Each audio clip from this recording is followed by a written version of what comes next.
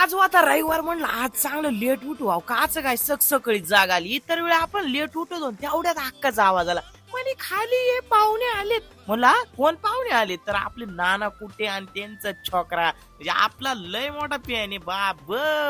आपला फॅन मानल्यावर मग त्याचा पाहुणचार होणारच ना. ते बी गुबगुबीत एकदम मस्त पैकी पोरांनी नाश्ता पाणी गेला. म्हटलं आपल्याला लय आवडत लहान पोर. तेवढ्यात आजी आली म्हणे भाऊ, आणि आजीन घेतला ना त्याचा मुक्का.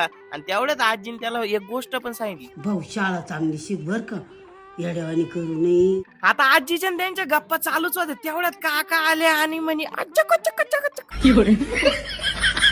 मग सगळ्या इकडच्या तिकडच्या गप्पा झाल्या. आणि नाना कुट्यांचं वैशिष्ट्य म्हणजे त्यांनी ना आपल्या स्वप्न सरूच्या बंगल्याचं जिनान ते ना रेलिंगचं काम केलं होतं. म्हणजे सगळे ग्रिल ते नाद खोळा डायरेक्ट. आणि आपलं मराठी माणूस आहे त्याच्यामुळे विषय का काही. ते म्हणे आपल्या मोठमोठ्या साईड चालतात आणि ऑल महाराष्ट्र त्यांचं काम चालतं बरं का. त्याच्यामुळे नाद नाही करायचा. आणि काम असं तसं नाही चालत, ते सगळं होलसेल मध्ये चालतंय. आणि काम सुद्धा एकदम प्रीमियम आणि क्वालिटी वर का. म्हणजे फिनिशिंग त्यांचं डायरेक्ट अकोले रोडला इंद्रप्रस्थ लॉन्च आहे ना, त्याच्या जवळ आहे ना इकडं वास्तुकला ट्रेडिंग कंपनी म्हणून आहे. नादच खोळा डायरेक्ट. मग तेवढ्यात हे पिटकुलं गेलं ना आपल्या अक्काबाईची विचारपूस करायला. म्हणलं बाब लय काळजी बाबा. मग सगळी पाहणी बिणी केली. काम एकदम क्वालिटी, त्याच्यामुळे विषयच नाही डायरेक्ट तिथं. आणि आपलं स्वप्न सरूचं काम तर तुम्हाला माहिती काय नाद खोळावले. तसंच तुमच्या पण घराचं जर काम चालू असेल ना, नाना कुट्यांना नक्की कॉन्टॅक्ट करा. क्वालिटी काम करून देतील. बाकी व्हिडिओ आवडला असेल तर लाईक करून जा बर का.